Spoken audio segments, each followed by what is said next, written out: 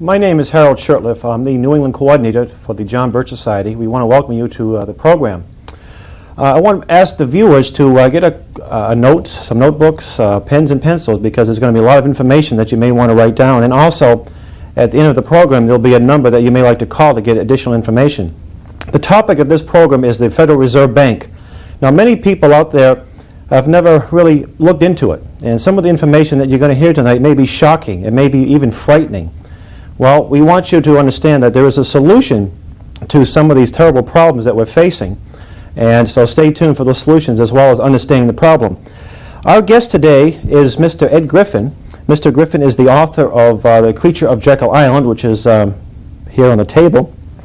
Mr. Griffin is a writer and documentary film producer with many successful titles to his credit. Listed in Who's Who in America, he is well known because of his unique talent for researching difficult topics and presenting them in clear terms that all can understand. Mr. Griffin is a graduate of the University of Michigan, where he majored in speech and communications. He is a contributing editor to the New American Magazine and is president of American Media, a publishing video production company in Southern California. Mr. Griffin, welcome to the show. Well, thank you very much, Harold. I'm glad to be here.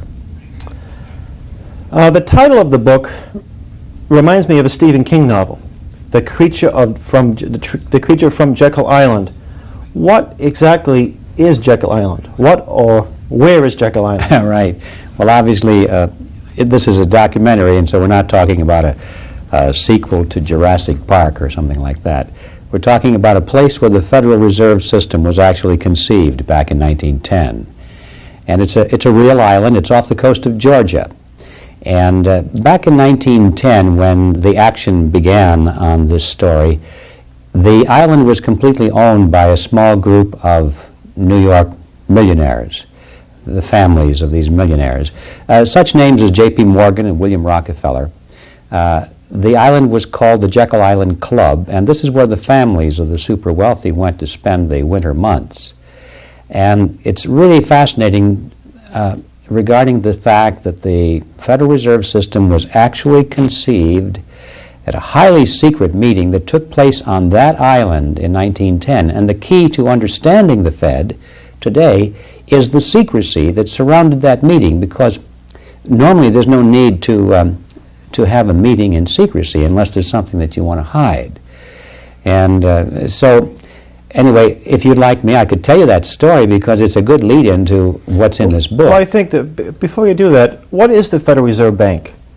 Well, first of all, it's not a bank. And this is an interesting thing. Federal Reserve System, or bank as it's sometimes called, is not federal, which means it has nothing to do with the federal government, which comes as a big surprise to people. There are no reserves of any kind, real reserves, and it's not a system in the sense that it's a decentralization of power, which is the word, what that word was supposed to convey when they used it. And it's not even a bank, you know. So what is it? Well, the Federal Reserve System is a corporation, and it was chartered by Congress with the Federal Reserve Act in 1913.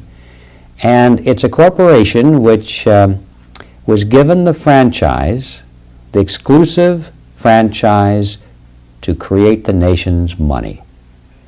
And as I said before, the federal government really doesn't run it. So it's not a federal, it's not a reserve, and it's not a bank. That's right. Even though there may be 12 branches around the country, these are just a facade, actually? Well, close to it. They do form a certain technical function for clearing checks and moving money around. But the power of the Federal Reserve System has always remained in the National Board, which is headquartered in Washington.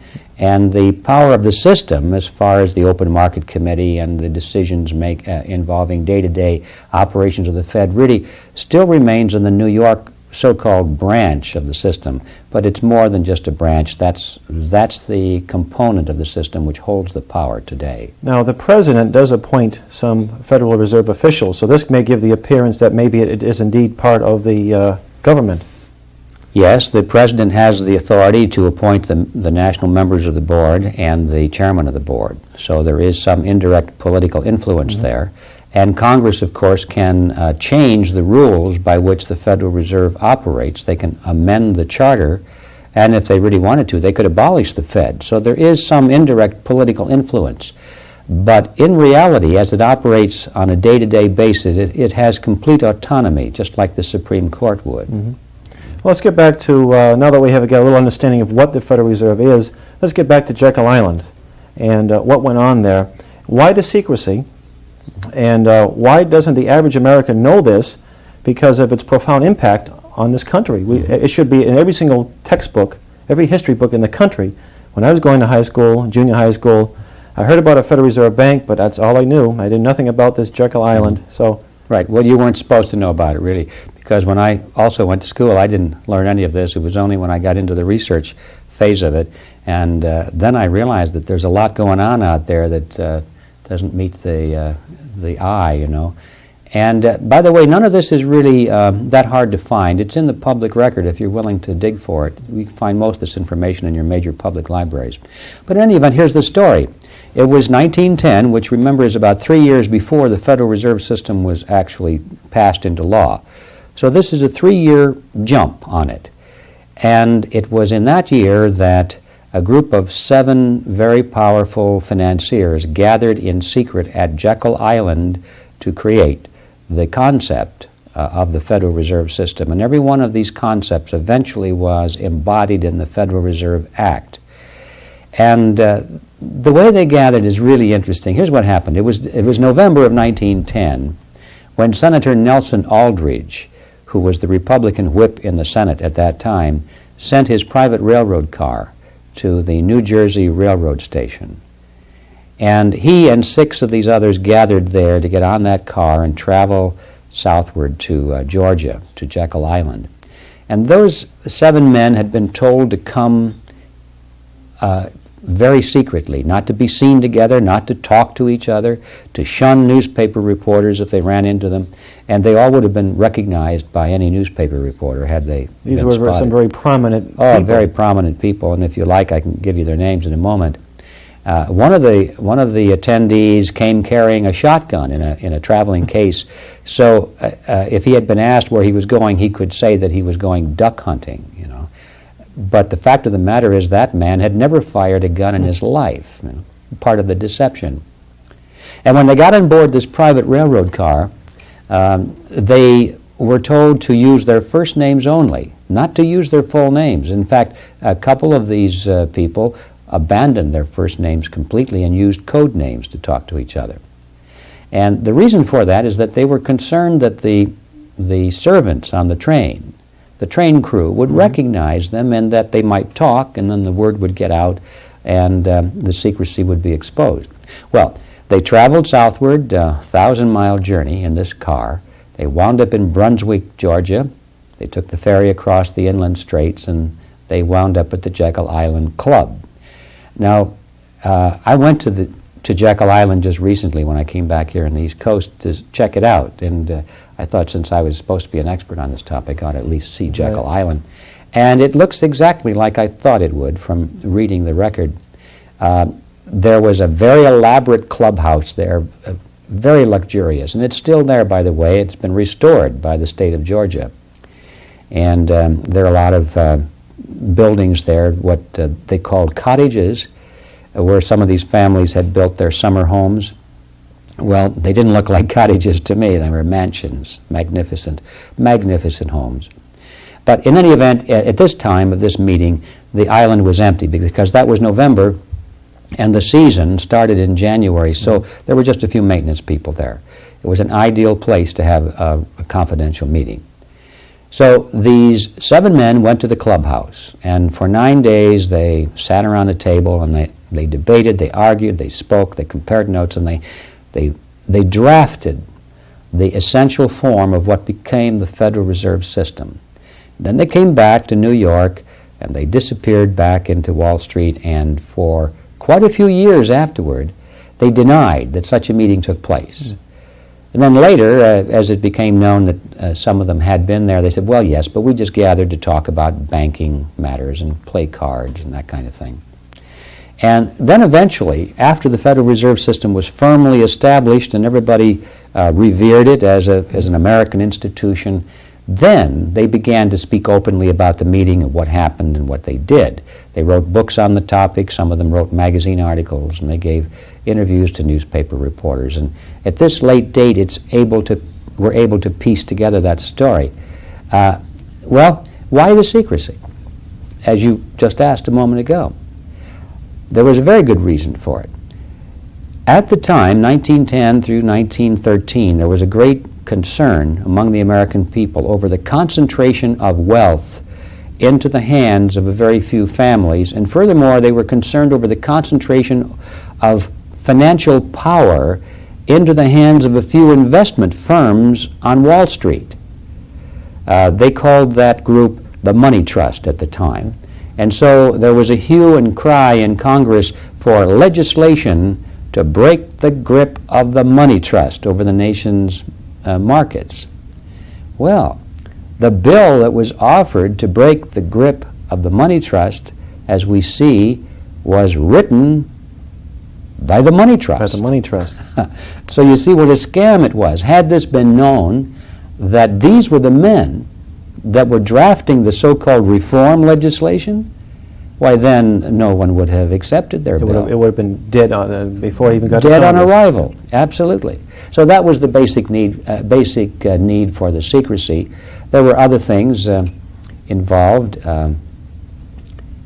I don't know whether I should get into that first. Would you like to know who was at that meeting? I think a few names would be. I think I'm it'd be dying to important. tell you, actually, because what I'm saying sounds so far-fetched that without a little bit of documentation, it would be literally unbelievable.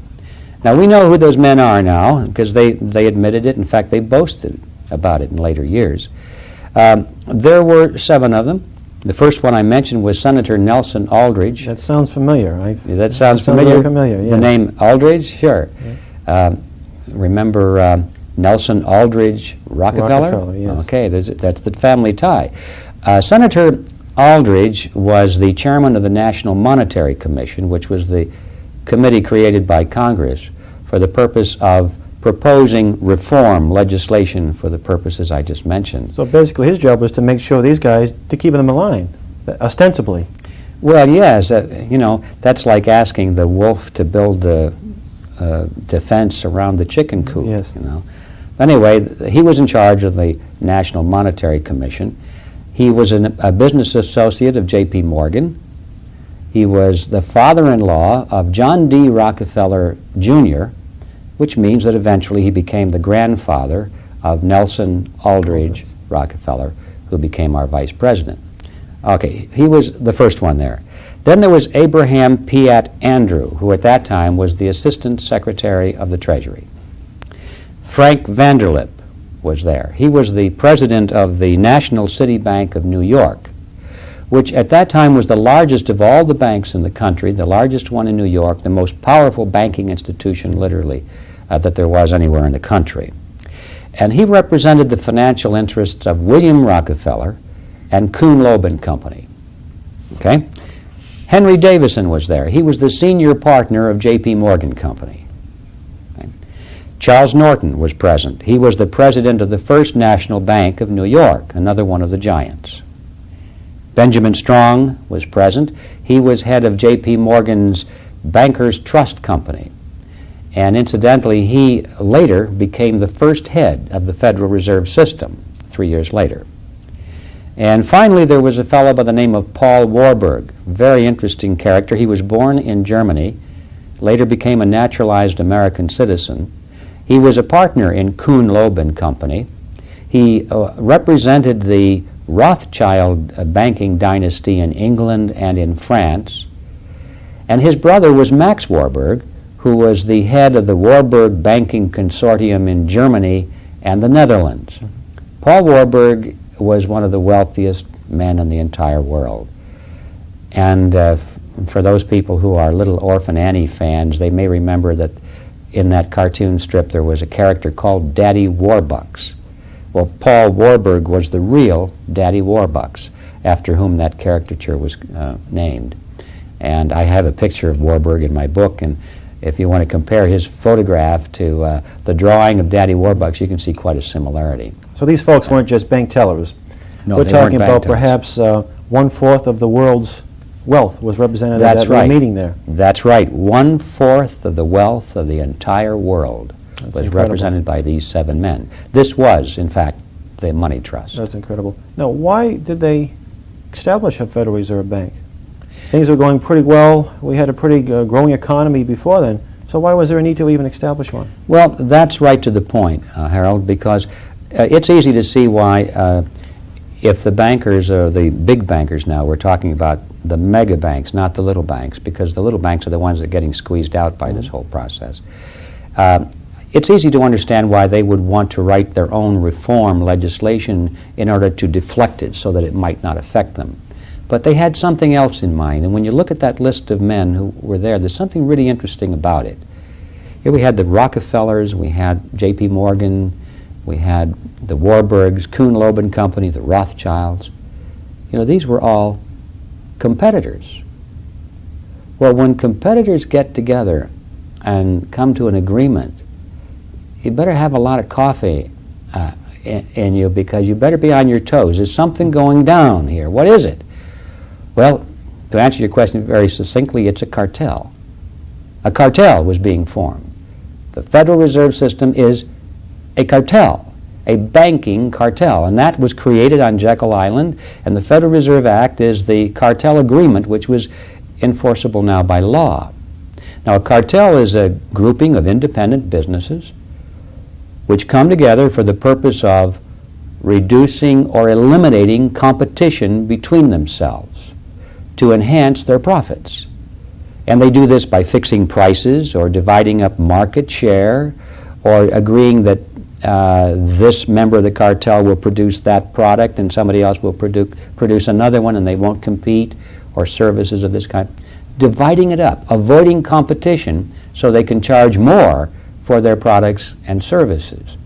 Of course, the other side of that coin is that the public winds up paying more for those products and services. And banking cartels are no different than any other kind. Like the oil cartel that Oil we knew so cartels. much about during the so-called energy crisis of the 70s. Exactly. The evil Arabs. But here we have a cartel that's probably more powerful and influential. That's right.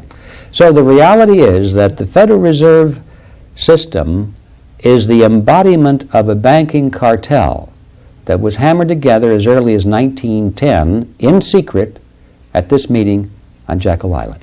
Now, if you read a textbook, I went to college, I took economics, and we said, what I learned was that the capitalist system really can't work by itself, and these greedy, evil bankers need to be kept in check. So to protect the people, we need a Federal Reserve System. But in reality, it was the same people who were behind this, running the banks, that wanted this to protect their own interests. That's right. And we see examples like that today in politics. We see that all the time. One party proposes something, the other party will hoot and holler, and next thing you know, they propose a very similar measure. But they're the moderates, and they're moderate. Yeah, they're rushing toward totalitarianism at a slower pace, slower so pace. therefore they're the good guys. For example, if there's a $100 billion foreign aid package that, let's say, the Democrats, the Republicans say, that's ridiculous. $50 billion sounds pretty reasonable. Yeah, right. And within 2 or 3 years, you've got the $100 billion package after all. Right. Well, I'd like to comment on that, Harold, because this business of blaming capitalism for all of the ills of the financial markets is a very deceitful thing. I learned the same thing, and it was very confusing to me. What